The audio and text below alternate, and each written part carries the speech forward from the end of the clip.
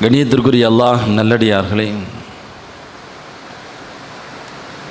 இன்று மக்ரிபு முதல் வசந்தம் என்று சொல்லக்கூடிய ரபீஉல் அவ்வல் மாதம் துவங்க இருக்கிறது. அருமைநாயகம் ஸல்லல்லாஹு அலைஹி வஸல்லம் அன்னவர்கள் இந்த மாதத்தில்தான் இந்த உலகத்திற்கு அவதரித்தார்கள், பிறந்தார்கள். அருமைநாயகம் ஸல்லல்லாஹு அலைஹி வஸல்லம் அன்னவர்கள் புனிதமான ரபீஉல் அவ்வல் மாதத்தில் ஏன் பிறக்க வேண்டும் என்கிற கேள்வியை முன்வைத்து அதற்கான பதிலை மார்க்க அறிஞர்கள், முன்னோர்களான சாலிஹீன்கள் சொல்லுவார்கள். எத்தனையோ மாதங்கள், சிறப்பான மாதங்கள் இந்த மார்க்கத்திலே உண்டு. முஹர்ரம் மாதம் உண்டு, ரஜப் உண்டு, ஷஅபான் உண்டு, ரமலான் உண்டு. ஹஜ்ஜை நிறைவேற்றக்கூடிய துல்ஹஜ்ஜினுடைய மாதங்கள் உண்டு.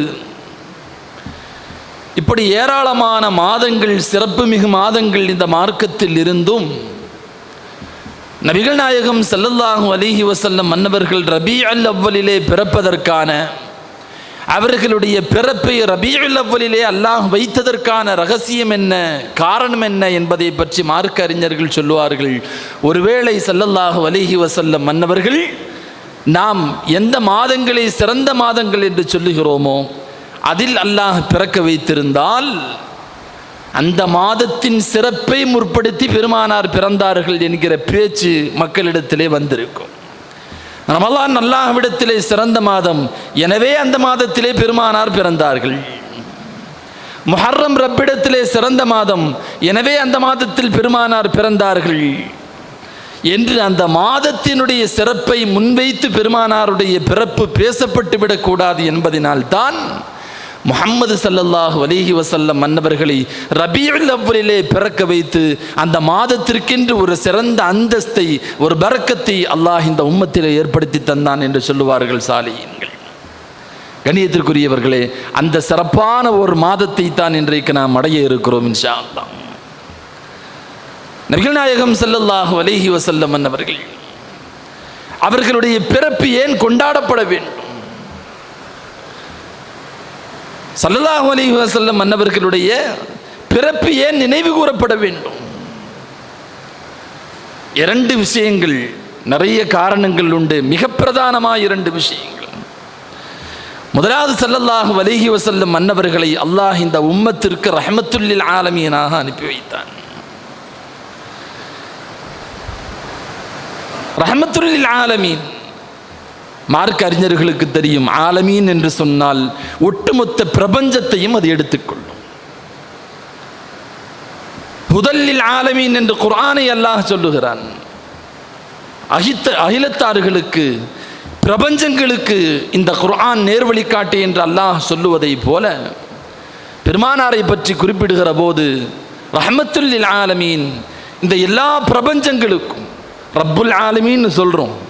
என்ன அர்த்தம்னா, ஒரு குறிப்பிட்ட உலகத்திற்கு அவன் ரப் அல்ல, குறிப்பிட்ட உலகத்திற்கு அவன் கடவுள் அல்ல. ரப்புல் ஆலமீன் என்று சொன்னால் அகிலம் முழுவதும், பிரபஞ்சம் முழுவதும் அவன்தான் கடவுள், முழு பிரபஞ்சத்திற்கும் அவன்தான் இறைவன் என்கிற கருத்தை, அந்த வார்த்தை தருவதை போல் ஹுதல் லில் ஆலமீன், முழு பிரபஞ்சத்திற்கும் இந்த குர்ஆன் நேர்வழிகாட்டி என்று சொல்வதை போல் பெருமானாரை அறிமுகப்படுத்துகிற போது ரஹ்மத்துல் லில் ஆலமீன், முழு பிரபஞ்சத்திற்கும் அல்லாஹ் நாயகத்தை ரஹ்மத்தாக தந்திருக்கிறான் என்று குர்ஆன் சொல்லுகிறது. இந்த உலகத்தில் படைப்பினங்களுக்கு செய்யப்பட்ட உபகாரங்களிலேயே ஆக மிகச் சிறந்த உபகாரம் என்பது அருமைநாயகம் ஸல்லல்லாஹு அலைஹி வஸல்லம் மன்னவர்களை அல்லாஹ் இந்த உலகத்திலே நபியாக, இந்த மனிதர்களுக்கு நபியாக, மனித குலத்திற்கு நபியாக அல்லாஹ் அனுப்பியதுதான். குர்ஆனிலே சொல்லுகிறான், லகத் மன்னல்லாஹு அலல் முஃமினீன இத் பஅஸ ஃபீஹிம் ரசூலம் மின்ஹும் யத்லு அலைஹிம் ஆயாத்திஹி வ யுஸக்கீஹிம் வ யுஅல்லிமுஹுமுல் கிதாப வல் ஹிக்மா. பெருமானார் ஸல்லல்லாஹு அலைஹி வஸல்லம் மன்னவர்களை உங்களுக்கு அனுப்பி தருவதின் மூலமாக உங்களுக்கு நாம் பெரிய உபகாரம் செய்திருக்கிறோம் என்று அல்லாஹ் சொல்லுகிறார். பெரிய உபகாரம். அல்லாஹ் தந்திருக்கக்கூடிய ரஹ்மத்தை, அவன் தந்திருக்கிற அருட்கொடையை ஒரு முஃமின் நிச்சயமாக நினைவு கூற வேண்டும். எத்தனையோ ரஹமத்துகளும் எத்தனையோ அருட்கொடைகளும் ஒவ்வொரு தினமும் ஒவ்வொரு வினாடியும் நம்மை அடைந்து கொண்டிருந்தாலும் அவை எல்லாவற்றிற்கும் மேலாக பெருமானார் ஸல்லல்லாஹு அலைஹி வஸல்லம் அன்னவர்கள் கொடுக்கப்பட்ட அருளை போல, அவர்கள் இந்த உம்மத்திற்கு வழங்கப்பட்ட உபகாரத்தை போல அல்லாஹ் வேறு எந்த உபகாரமும் நமக்கு செய்திருக்க முடியாது. குர்ஆன் சொல்லுகிறது, லகத் மன்னல்லாஹு அலல் முஃமினீன், முஃமின்களுக்கு அல்லாஹ் உபகாரம் செய்தான் பெருமானாரை அனுப்புவதன் மூலமாக. அல்லாஹ்வினுடைய உபகாரத்தை முதலில் நாம் நினைத்து பார்க்க வேண்டும். அவருடைய அருட்கொடைகளை நாம் எண்ணி பார்க்க வேண்டும். எப்படியெல்லாம் நம் மீது அவன் ரஹ்மத்து செய்திருக்கிறான், எப்படியெல்லாம் நம் மீது அவன் அருள் பொழிந்திருக்கிறான். ஸல்லல்லாஹு அலைஹி வஸல்லம் மன்னவர்கள் இந்த உம்மத்திற்கு கொடுக்கப்பட்டார்கள் என்கிற ஒரே காரணத்திற்காக வேண்டி இந்த உலகத்திலே மற்ற எல்லா உம்மத்துகளை காட்டிலும் முதலாக சுவனத்திலே காலடி எடுத்து வைக்கப்படுகிற உம்மத் அருமைநாயகம் ஸல்லல்லாஹு அலைஹி வஸல்லம் மன்னவர்களுடைய உம்மத். காரணம், ஸல்லல்லாஹு அலைஹி வஸல்லம் மன்னவர்கள் இந்த உம்மத்திற்கு வந்ததற்காக. வேறு எத்தனையோ உம்மத்துமார்களுக்கு கொடுக்கப்படாத சிறப்புகளை எல்லாம் அல்லாஹ் இந்த உம்மத்திற்கு தந்தான். காரணம், அருமைநாயகம் ஸல்லல்லாஹு அலைஹி வஸல்லம் மன்னவர்களுடைய முகத்திற்காக வேண்டி. கண்ணியத்திற்குரிய முஃமினீன்களே, இவ்வளோ பெரிய ஒரு பேர் உபகாரத்தை இந்த உம்மத்தை நினைத்து பார்க்க வேண்டுமா வேண்டாம்?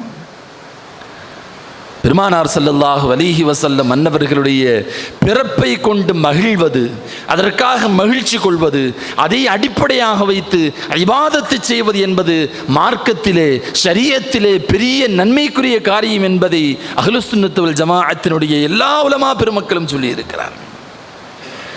பெருமானாருடைய பிறப்பை பற்றி மட்டும், அதனுடைய சிறப்பை பற்றி மட்டும் கிட்டத்தட்ட 20க்கும் மேற்பட்ட தனித்தனி கிதாபுகள் இந்த மார்க்கத்திலே வரலாற்றிலே எழுதப்பட்டிருக்கிறது.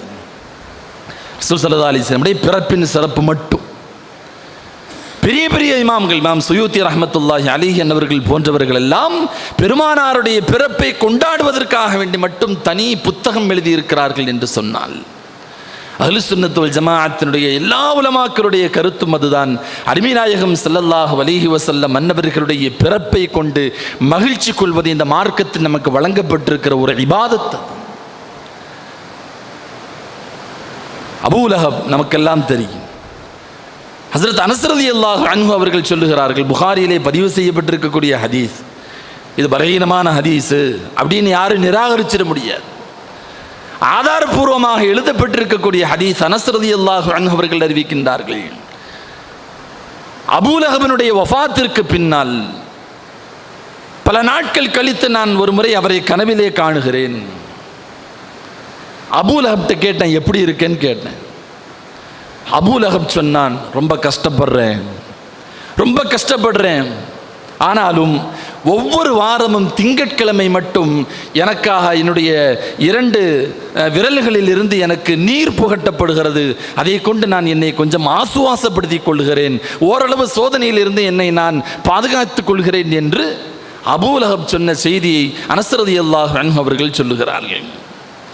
அனஸ் ரலியல்லாஹு கேட்டாங்க, ஏன் திங்கட்கிழமை மட்டும் உனக்கு அப்படி ஒரு நியமத்து வழங்கப்படுகிறது? திங்கட்கிழமை மட்டும் உனக்கு அந்த சோதனை குறைக்கப்படுவதற்கான காரணம் என்ன? அபூ லஹப் சொன்னான், அருமைநாயகம் ஸல்லல்லாஹு அலைஹி வஸல்லம் மன்னவர்கள் இந்த உலகத்திலே பிறக்கிறார்கள். அவர்கள் பிறந்த செய்தியை என்னுடைய அடிமை சுவைபா ரலியல்லாஹு அன்ஹு அவர்கள் பெருமானார் பிறந்த செய்தியை என்னிடத்திலே வந்து முதலாக சொன்னார்கள். இதுபோல ஆமினா அப்துல்லா தம்பதியர்களுக்கு ஆண் குழந்தை பிறந்திருக்கிறது என்று சொன்னவுடன் நான் சந்தோஷத்திலே மகிழ்ச்சியிலே சுவைபாவிற்கு ஒரு போர்வையை நான் போர்த்தி விட்டேன், பொன்னாடை போர்த்தினேன், சுவைபாவை நான் அடிமைத்தனத்திலிருந்து விடுதலை செய்தேன் என்கிற அந்த ஒரே ஒரு காரணத்திற்காக வேண்டி ஒவ்வொரு நாளும் ஒவ்வொரு வாரமும் பெருமானார் பிறந்த அந்த திங்கட்கிழமை என்னுடைய விரல்களில் இருந்து நீர் பெருக்கெடுத்து வருகிறது.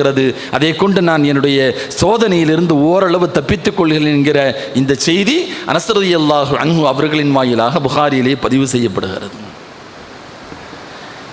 இந்த ஹதீஸினுடைய விரிவுரையிலே இப்னு ஜரீர் ரஹ்மத்துல்லாஹி அலைஹி அவர்கள் சொல்லுகிறார்கள், அல்லாஹ் ரசூலை ஏற்றுக்கொள்ளாத ஒரு காஃபிர் அபூ லஹப் மட்டுமல்ல, பெருமானார் ஸல்லல்லாஹு அலைஹி வஸல்லம் அன்னவர்கள் மீது மண்ணை தூவி வீசியவர். முதலாக கலிமாவை பெருமானார் பிரகடனப்படுத்திய போது இதை சொல்றதுக்கு தான் எங்களை கூப்பிட்டீர்களா என்று பெருமானாரின் மீது மண்ணை தூக்கி வீசியவர். பெருமானாருக்கு காலமெல்லாம் ஏதோ ஒரு சஞ்சலம் தந்து கொண்டிருந்தவர், தொல்லை தந்து கொண்டிருந்தவர் அபூலஹப். ஒரு காஃபிர் பெருமானாருடைய பிறப்பை கொண்டு மகிழ்ந்ததற்காக கபரிலே அவனுக்கு ஒரு நிஅமத்து வழங்கப்படுகிறது என்று சொன்னால், அல்லாஹ்வை கொண்டு ஈமான் கொண்டு நாயகத்தின் மீது அன்பு கொண்டு பெருமானார் ஸல்லல்லாஹு அலைஹி வஸல்லம் அன்னவர்களுடைய வாழ்வை தனதாக்கி வாழ்நாளெல்லாம் ஒரு முஸ்லீமாக வாழ்ந்து பெருமானாருடைய பிறப்பை கொண்டு மகிழ்ச்சியுறுகிற ஒரு முஸ்லிமுக்கு நாளை மறுமை நாளில் அல்லாஹ் தரக்கூடிய நிஅமத்துகளை என்னால் யூகித்து கூட பார்க்க முடியவில்லை என்கிறார்கள் இப்னு ஜரீர் ரஹ்மத்துல்லாஹி அலைஹி என்பவர். கண்ணியத்திற்குரியவர்களே, பெருமானார் ஸல்லல்லாஹு அலைஹி வஸல்லம் அன்னவர்களுடைய பிறப்பு கொண்டாடப்பட வேண்டியது மகிழ்ச்சிக்குரிய நாள். அது உண்மையிலே இந்த முஃமின்களுக்கு வழங்கப்பட்ட ஒரு பெருநாள். பெருமானார் ஸல்லல்லாஹு அலைஹி வஸல்லம் அவர்கள் நமக்கு 2 பெருநாள் தந்தாங்க. நோன்பினுடைய பெருநாள், ஹஜ்ஜினுடைய பெருநாள். இந்த 2 நாட்களும் படைக்கப்பட்டது தான். மார்க்க அறிஞர்கள் சொல்வார்கள் இந்த 2 நாளும் படைக்கப்பட்ட நாட்கள். ஆனால் பெருமானார் ஸல்லல்லாஹு அலைஹி வஸல்லம் அவர்கள் அஷ்ரஃபுல் ஹல்க், படைப்பனங்களிலேயே எல்லாம் உயர்ந்தவர்கள், படைக்கப்பட்டவைகளிலேயே ஆக முதலிடத்தில் இருக்கக்கூடியவர்கள் பெருமானார் ஸல்லல்லாஹு அலைஹி வஸல்லம் அவர்கள் எனும்போது, அந்த 2 பெருநாட்களை விட பெருமானார் இந்த உம்மத்திற்கு வழங்கப்பட்ட நாள் அதைவிட சிறப்பு மிகுந்த நாள் என்கிறார்கள் மார்க்க அறிஞர்கள். கண்ணியத்திற்குரியவர்களே, பெருமானார் ஸல்லல்லாஹு அலைஹி வஸல்லம் அன்னவர்களுடைய பிறப்பை கொண்டு மகிழ்வது ஒரு ஒரு ஈமான்வாதி, ஒரு ஈமானுடையவருடைய தார்மீக கடமை. அது எத்தனையோ வரலாறுகளை எல்லாம் நாம் கேள்விப்படுகிறோம். இந்தியாவிற்கு ஹதீஸ் கலையை முதலாக அறிமுகப்படுத்தியவர்கள் ஷாஹ் வலியுல்லாஹ் முஹத்திஸ் தெஹ்லவி ரஹ்மத்துல்லாஹி அலைஹி என்பவர்கள். தங்களுடைய தகப்பனார் அப்துர் ரஹீம் ரஹ்மத்துல்லாஹி அலைஹி அவர்களை பற்றி சொல்லுவார்கள், பெருமானார் ஸல்லல்லாஹு அலைஹி வஸல்லம் அன்னவர்கள் பிறந்த ரபீஉல் அவ்வல் மாதத்தில், அந்த மாதத்தை சிறப்புப்படுத்தும் வண்ணமாக, கண்ணியப்படுத்தும் வண்ணமாக, பெருமானாருடைய பிறப்பை கொண்டு மகிழ்ச்சியுறும் வண்ணமாக எல்லா வருடமும் நான் மக்களுக்கு உணவளித்து கொண்டிருந்தேன். சில ஏழைகளுக்கு நான் உணவளித்து கொண்டிருந்தேன். ஒரு வருஷம் என்னால் அப்படி உணவு கொடுக்க முடியாமல் போனது. பொருளாதாரம் இல்லை, கொஞ்சம் வறுமை நிலை, அதனால் வேறு வெளி இல்லாமல் எதுவும் இல்லாமல் போயிடக்கூடாதுன்னு சொல்லி சில சுண்டல் கடலைகளை நான் சமைத்து ஏழைகளுக்கு நான் அதை கொடுத்து உதவினேன். அவர்களுக்கு நான் உபகாரம் செய்தேன். பெருமானாருடைய பிறப்பை முன்னிட்டு அன்றிரவு ஸல்லல்லாஹு அலைஹி வஸல்லம் அன்னவர்களை நான் மனாமிலே பார்த்தேன், கனவிலே பார்த்தேன். நான் அந்த ஏழைகளுக்கு வழங்கிய சுண்டலின் ஒரு பகுதியை பெருமானார் ஸல்லல்லாஹு அலைஹி வஸல்லம் அன்னவர்கள் ருசித்து சாப்பிட்டு கொண்டிருந்தார்கள். என்னை பார்த்து பெருமானார் அன்போடு பார்த்த அந்த செய்தியை ஷாஹ் வலியுல்லாஹ் முஹத்திஸ் தெஹ்லவி ரஹ்மத்துல்லாஹி அலைஹி என்பவர்கள் தங்களுடைய கிதாபிலே பதிவு செய்கிறார்கள். கண்ணியத்திற்குரிய முஃமினீன்களே, அஹ்லுஸ் சுன்னத் வல் ஜமாஅத்திலே பயணிக்கக்கூடிய எந்த ஒரு முஃமினும், அஹ்லுஸ் சுன்னத் வல் ஜமாஅத்தை தன்னுடைய கொள்கையாக கொண்டிருக்கக்கூடிய எந்த ஒரு முஃமினுடைய தார்மீக கடமை அருமைநாயகம் ஸல்லல்லாஹு அலைஹி வஸல்லம் அன்னவர்களுடைய பிறப்பை கொண்டு அவன் மகிழ வேண்டும். அதே போல ஸல்லல்லாஹு அலைஹி வஸல்லம் அன்னவர்களுடைய பிறப்பு கொண்டாடப்படுவதற்கான 2வது மிக முக்கியமான செய்தி, ஸல்லல்லாஹு அலைஹி வஸல்லம் அன்னவர்களுக்கு வழங்கப்பட்டிருக்கிற தனிப்பெரும் சிறப்பு. ஸல்லல்லாஹு அலைஹி வஸல்லம் அன்னவர்கள் நம்மள மாதிரி அல்ல. நாயகத்தை கொண்டாடுவதற்கு இந்த ஒரு காரணம் போதுமானது. ஸல்லல்லாஹு அலைஹி வஸல்லமுக்கு நம்மள மாதிரி சிறப்பு அல்ல, நம்மை விட உயரம் எட்ட முடியாத அளவிற்கு பெருமானார் ஸல்லல்லாஹு அலைஹி வஸல்லம் அன்னவர்கள் உயர்ந்த இடத்தில் இருக்கிறார்கள். அஷ்ரஃபுல் ஹல்க், படைப்பனங்களிலேயே ஆக உயர்ந்த முதல் வரிசையில் இருக்கிறார்கள் ஸல்லல்லாஹு அலைஹி வஸல்லம் அன்னவர்கள். இந்த ஒரே ஒரு சிறப்பு போதுமானது. ஸல்லல்லாஹு அலைஹி வஸல்லம் அன்னவர்களை பற்றி நாம் ஏன் பேச வேண்டும்? அவர்களுடைய பிறப்பை கொண்டு நாம் ஏன் சந்தோஷப்பட வேண்டும்? ஸல்லல்லாஹு அலைஹி வஸல்லம் அன்னவர்களை இன்றைக்கு சமூகத்திலே பல பேர் ஸல்லல்லாஹு அலைஹி வஸல்லம் பிறப்பு எதுக்கு கொண்டாடணும்? அவர் நம்மை போன்று சாதாரண ஒரு மனிதர் தான். குர்ஆனை சொல்லுகிறது, குல் இன்னமா அன பஷரும் மிஸ்லுக்கும் யூஹா இலைய அன்னமா இலாஹுக்கும் இலாஹு வாஹித். நபியே நீங்கள் சொல்லுங்கள், நாயகமே நீங்கள் சொல்லுங்கள், இன்னமா அன பஷரும் மிஸ்லுக்கும், நானும் உங்களை போல ஒரு மனிதர் தான் என்று நபியை நீங்கள் சொல்லுங்கள் என்று குர்ஆனுடைய வசனத்தை எடுத்து வச்சுட்டு, ஸல்லல்லாஹு அலைஹி வஸல்லம் நம்மள மாதிரி சாதாரண மனிதர். குர்ஆனில் சாதாரணங்கிற வார்த்தையே கிடையாது. குர்ஆனில் சாதாரணங்கிற வார்த்தையே இல்லை. ஆனால் இவர்கள் பேசுகிற பொழுதெல்லாம் சொல்லுவார்கள், நபியே சொல்லுங்கள், நானும் உங்களைப் போல சாதாரண ஒரு மனிதர் தான். மனிதர்னு அர்த்தம் இருக்கு, சாதாரணங்கிற வார்த்தையே குர்ஆன்ல கிடையாது. கணியத்திற்குரியவர்களே, இந்த ஆயத்திலே மிகுந்து நன்கு நாம் கவனிக்க வேண்டும். இந்த ஆயத்திலே சொல்லப்பட்டிருக்கக்கூடிய இன்னமா அன பஷருன், பஷர் என்கிற வார்த்தைக்கு நாம் மனிதர் என்று பொருள் கொள்கிறோம். தமிழில் மனிதர் என்று தான் சொல்ல முடியும். இன்சான் என்று சொன்னால் அதுக்கும் தமிழில் மனிதர் என்று தான் சொல்ல முடியும். தமிழில் ரெண்டு வார்த்தைக்கும் வேறு வேறு அர்த்தம் கிடையாது. இன்சான் என்று சொன்னாலும் பஷர் என்று சொன்னாலும் மனிதர் என்று தான் எல்லா குர்ஆனில் எல்லா தர்ஜுமாக்களையும் மனிதர் என்று தான் எழுதியிருப்பார்கள். அர் ரஹ்மான், பேரன்பு மிக்கவன், அல்லமல் குர்ஆன், குர்ஆனை கற்றுத்தந்தான், ஹலக்கல் இன்சான், மனிதர்களை படைத்தான். இப்படி தான் அங்கே பொருள் வச்சிருப்பாங்க. அதே போல இந்த ஆயத்தை பார்க்கிறோம், குல் இன்னமா அன பஷரும் மிஸ்லுக்கும், நாயகமே நீங்கள் சொல்லுங்கள், நானும் உங்களை போல ஒரு மனிதர் தான். ரெண்டு இடத்திலேயும் மனிதர் என்கிற அர்த்தம் தான் போடப்பட்டிருக்கும். ஆனால் அரபு மொழியை கற்றறிந்தவர்களுக்கு தெரியும், பஷர் என்கிற வார்த்தையும் இன்சான் என்ற வார்த்தைக்கும் மடுவுக்கும் மலைக்குமான வித்தியாசம் உண்டு. மடுவுக்கும் மலைக்குமான வித்தியாசம் உண்டு. ரெண்டும் ஒரே வார்த்தை அல்ல. இன்சான் என்று சொன்னால் ஒரு மனிதனுடைய தோற்றம், ஒரு மனிதனுடைய சிந்தனை, ஒரு மனிதனுடைய உடல் உறுப்புகள், ஒரு மனிதனுடைய ஆற்றல், ஒரு மனிதனுடைய ஆன்மீக நிலை, இவை எல்லாவற்றையும் சேர்த்து குறிக்கக்கூடிய வார்த்தைக்கு இன்சான் அரபியில் சொல்லுவோம். ஆனால் பஷர் என்கிற வார்த்தையை நீங்கள் டிக்ஷனரி எடுத்து பார்க்கணும், அரபிக் டிக்ஷனரியை. பஷர் என்கிற வார்த்தை ஒரு மனிதனுடைய புறத்தோற்றத்திற்கு மட்டும்தான் சொல்லப்படும். ஒரு மனிதனுடைய புறத்தோற்றத்திற்கு மட்டும்தான் பஷர் என்கிற வார்த்தை சொல்லப்படும். நாயகமே நீங்கள் சொல்லுங்கள், குல் இன்னமா அன பஷரும் மிஸ்லுக்கும், நானும் வெளிப்புற தோற்றத்தில் உங்களை போன்றவன் தான். ஆயத்தை நன்கு கவனிக்க வேண்டும். நாயகமே நீங்கள் சொல்லுங்கள், வெளிப்புற தோற்றத்தில் நான் உங்களை போன்றவன் தான், அதில் மாற்று கருத்து இல்லை. ஆனால் என்னுடைய பார்வையும் உங்களுடைய பார்வையும் ஒன்றல்ல. பெருமானாருடைய உடலும் உங்களுடைய உடலும் ஒன்றல்ல. பெருமானாருடைய சிந்தனையும் உங்களுடைய சிந்தனையும் ஒன்றல்ல. பெருமானாருடைய நாவும் நம்முடைய நாவும் ஒன்றல்ல. பெருமானாருடைய காதுகளும் நம்முடைய காதுகளும் ஒன்றல்ல. புறத்தோற்றம் வேண்டுமானால் இரண்டு கண்கள் இருக்கலாம், மூக்குகள் இருக்கலாம், காதுகள் இருக்கலாம், முகம் இருக்கலாம், கைகள் இருக்கலாம். ஆனால் நான் உங்களை மாதிரி அல்ல என்கிறார்கள் பெருமானார் ஸல்லல்லாஹு அலைஹி வஸல்லம் அவர்கள். எப்படி ரசூலுல்லாஹ் நம்மளை மாதிரி இருக்க முடியும்? நாம சொல்றோம் ஸல்லல்லாஹு அலைஹி வஸல்லம் அன்னவர்கள் நம்மை விட கோடிக்கணக்கான மடங்கு சிறப்பு பெற்றவர்கள், உயர்ந்தவர்கள். நம்மளை மாதிரி அல்ல ரசூலுல்லாஹி ஸல்லல்லாஹு அலைஹி வஸல்லம் அன்னவர்கள். எதை வச்சு நம்மளை மாதிரின்னு சொல்ல முடியும்? புறத்தோட்டத்தில் நான் உங்களை போன்றவன். குர்ஆன் அதை சொல்லுகிறது, பெருமானாரும் ஒத்துக்கொள்கிறார்கள். அதற்காக வேண்டி உங்களுடைய பார்வையும் என்னுடைய பார்வையும் ஒன்றாக முடியுமா? நம்முடைய பேச்சும் பெருமானாருடைய பேச்சும் ஒன்றாகிவிட முடியுமா? நாம உத்தரவிட்டால் கட்டுப்படணுங்கிறது கட்டாயம் இல்லை. பெருமானார் உத்தரவிட்டால் அது வாஜிபாகிவிடும். பெருமானார் ஸல்லல்லாஹு அலைஹி வஸல்லம் அன்னவர்களுடைய பார்வையும் நம்முடைய பார்வையும் ஒன்றா? மஸ்னவி ஷரீஃபிலே அல்லாமா ஜலாலுத்தீன் ரூமி ரஹ்மத்துல்லாஹி அலைஹி அன்னவர்கள் அழகா சொல்லுவார்கள், குளவியும் தேனியும் ஒரே பூவிலிருந்து தான் அதனுடைய சாற்றை எடுக்கிறது, சாற்றை உறிஞ்சுகிறது. ஆனால் குளவி எடுத்த சாறு விஷமாக மாறிவிடுகிறது. தேனி எடுத்த சாறு அது தித்திக்கக்கூடிய தேனாக மாறிவிடுவதை போல நாமும் பெருமானார் ஸல்லல்லாஹு அலைஹி வஸல்லம் அன்னவர்களும் ஒன்றா? நாம் சாப்பிடுகிற உணவு தொண்டைக்கு கீழ் போனால் நஜீஸாகிவிடும். பெருமானாருடைய உணவு தொண்டைக்கு கீழ் போனாலும் அது பரிசுத்தமாகவே இருக்கும் என்கிறார்கள் ஜலாலுத்தீன் ரூமி ரஹ்மத்துல்லாஹி அலைஹி அவர்கள். முஹம்மதுன் பஷருன் லாக்கல் பஷர்.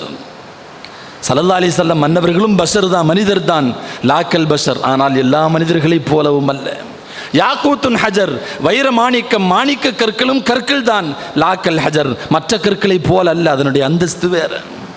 அதுபோல பெருமானார் ஸல்லல்லாஹு அலைஹி வஸல்லம் அன்னவர்கள் புறத்தோற்றத்தில் நம்மை போன்றிருக்கலாம்.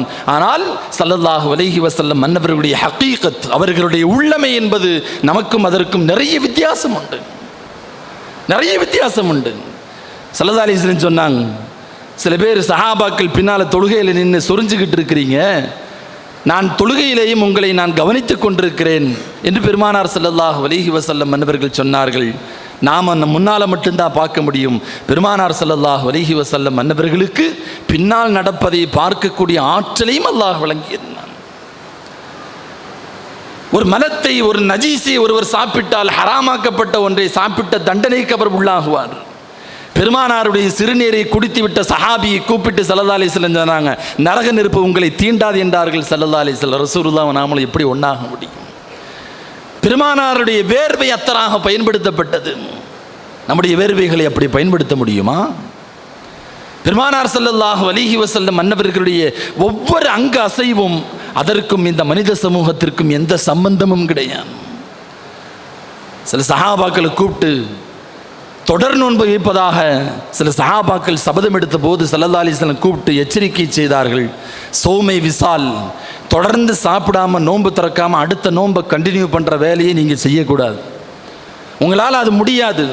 நான் அப்படி செய்கிறேன்னு சொன்னால் என்னுடைய ரப்பு எனக்கு உணவளிக்கிறான், எனக்கு தாகம் தீர்க்கிறான். உங்களுக்கு அப்படி கிடையாது.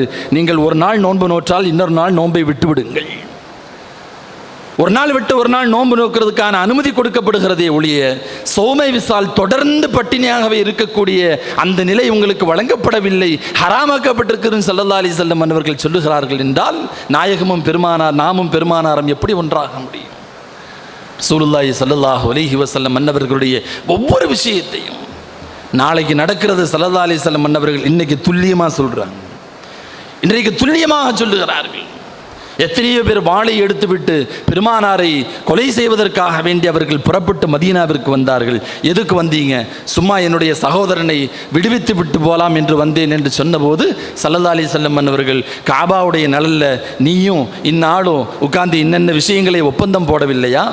முஹம்மதை கொலை செய்து விட்டு வா, உன்னுடைய கடன்களை நான் அடைத்து விடுகிறேன், உன் குடும்பத்தை நான் பார்த்துக் கொள்கிறேன், உனக்கான எல்லா செலவுகளையும் நான் ஏற்றுக்கொள்கிறேன் என்று இன்ன மக்கத்து தலைவரிடத்திலே நீ காபாவினுடைய நிழலில் நின்று கொண்டு பேசவில்லையா என்றார்கள் பெருமானார் ஸல்லல்லாஹு அலைஹி வஸல்லம்.